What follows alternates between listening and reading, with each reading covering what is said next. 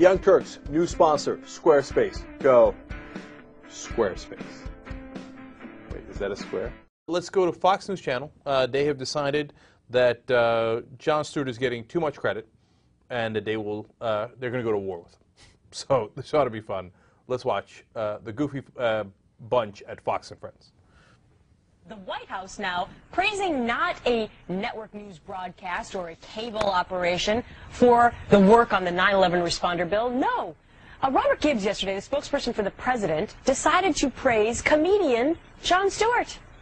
And this bill has been looming in the background. Sure. So now all of a sudden it's front and center, and it seems as though that Jon Stewart's getting all the credit by expressing outrage on Tuesday, Wednesday, and Thursday of last week. But it was really Shepard Smith, because he's done that incredible 9/11 series on Fox Report at 3 o'clock. He's been railing about this for a while. It doesn't seem like Robert Gibbs gets the network. Well, what's interesting is when you listen to the soundbite that Gibbs just had right there, where he's talking about Jon Stewart and the awareness. Really, with on the Jon Stewart show, he was trying to shame Congress into passing this James Zadroga bill. I think it's interesting when you have Jon Stewart, who apparently decided to get really serious on this topic and have a serious show about it. You can't really, that's like mixing apples and oranges. Come on. I mean, people already think that his show is real news, which is a problem.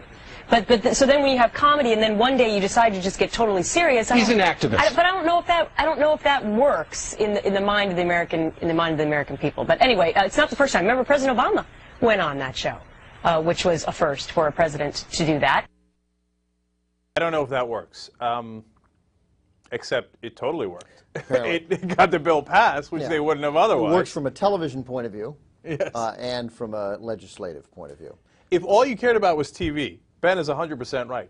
Everybody's talking about The Daily Show because of what Jon Stewart did. It was brilliant. But I must admit, apples, oranges. Why is that apples and oranges? What's wrong with mixing apples and oranges? That's what nobody talks about, Yeah. okay? You can eat apples and oranges on the same day. It's lovely. Jesus, there's apples and oranges in this. Throw this crap away. I can't eat this. It's got two different fruits. One of them's citrus. I can't eat this. This is mixing apples and oranges. Yeah, who cares? And then my favorite line was the throwaway.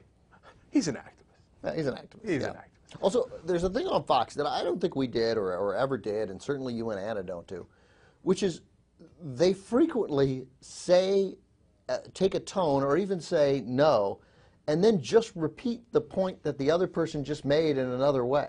No, Ben, we never do that on this show, and I think Fox and Friends does it all the time. No, but that's, I mean, it's like the first guy. What's the first guy's name? The guy who the Bozo. racist. You know, the one who said he hates all Muslims. There's Steve Ducey. No, the other dude. The Kilmeade, Brian Kilmeade. Brian Kilmeade. So Brian Kilmeade makes a point essentially about sort of that it's Shepard Smith's thing, and then Steve Ducey's like, no. The thing of it was Shepard Smith did those series. Jon Stewart, he just did something that got the bill passed. That's what we're saying. That's what the conversation is. And then they say, activist. Activist. By the way, Shep, to his eternal credit, when he came out and did his first little thing on it, said, and he went off, and he had Chris Wallace on the show, and he said, oh, by the way, I watched the Jon Stewart show last night, and he was talking about this, and it got me worked up.